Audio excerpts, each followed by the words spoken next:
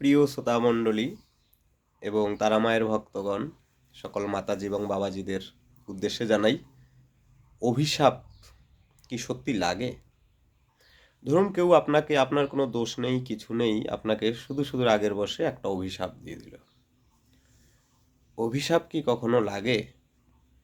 বিষয়টা কিন্তু একটা বিরাট বড় ভাবার বিষয়। যে আপনি হয়তো ভাবছেন যে ওর সঙ্গে আমার এই কাজটা করা ঠিক হচ্ছে না, ও অভিশাপ দেয় কথায় কথায়, তার জন্য তো আপনি করছেন না, বা তার অন্যায়গুলোকে আপনি প্রশ্রয় দিচ্ছেন। তাহলে কি করবেন? অভিশাপ তো সে দেবে। দেখুন, অভিশাপ লাগবে যদি সেই অভিশাপটার কোনো মানে না থাকে। যেমন আপনি কোনো অপরাধ করেননি, শুধু শুধু যদি কেউ আপনাকে অভিশাপ দেয়, তাহলে সেই অভিশাপ আপনার লাগবে না। আর যদি কেউ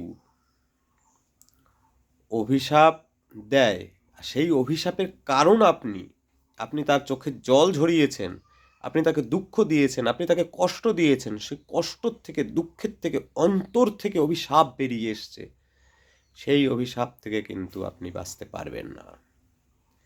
তাই নিজেকে সৎ রাখুন, নিজেকে ধর্মপথে পরিচালিত করুন, যেন বিনা কারণে কেউ আপনাকে অভিশাপ দিলেও কিছু না হয়। আর যদি সত্যি সত্যি আপনার কোনো দোষ না থাকে, কেউ বিনা কারণে আপনাকে অভিশাপ দেয়, তাহলে কোনো অভিশাপ আপনার গায়ে লাগবে না।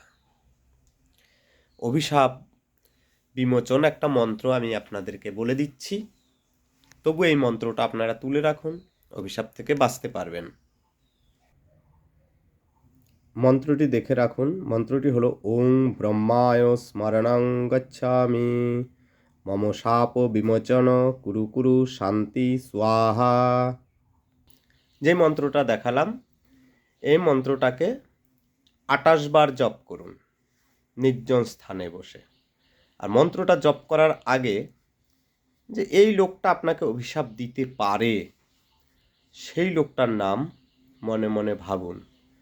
আর মনে মনে বলুন যে অমুক আমাকে যাই অভিশাপ দিক, আমার কোনো দোষ নেই, ওর নিজের দোষে নিজের ক্ষতি হয়েছে বা যাই হয়েছে, ও আমাকে অভিশাপ দিলে আমার সেই অভিশাপ লাগবে না, কারণ স্বয়ং ব্রহ্মা আমাকে অভিশাপ থেকে মুক্ত করেছেন। এই কথাটা মনে মনে ভেবে আপনি ওই মন্ত্রটাকে 28 বার জপ করুন। বাস, আপনার আর অভিশাপ লাগবে না। এই পোস্টটা আমাকে অনেকদিন আগেই করা উচিত ছিল, যাই হোক এইটা আমার কাছে তখন আসেনি, কিছুদিন আগে এটা আমার কাছে আসলো। কুম্ভমেলা না চললে এই জিনিসটা আমার কাছে আসতো না। যাই হোক, এসে গেছে যখন, আমি শেয়ার করে দিলাম, সকলের উপকারে লাগুক। তো যদি ভালো লেগে থাকে একবার লাইক করুন, কমেন্ট করুন, আর আমাকে ফলো করুন, এবং আপনার নিজের আত্মীয় স্বজন, আপনি যাদের শুভাকাঙ্ক্ষী, তাদেরকে পোস্টটা শেয়ার করুন।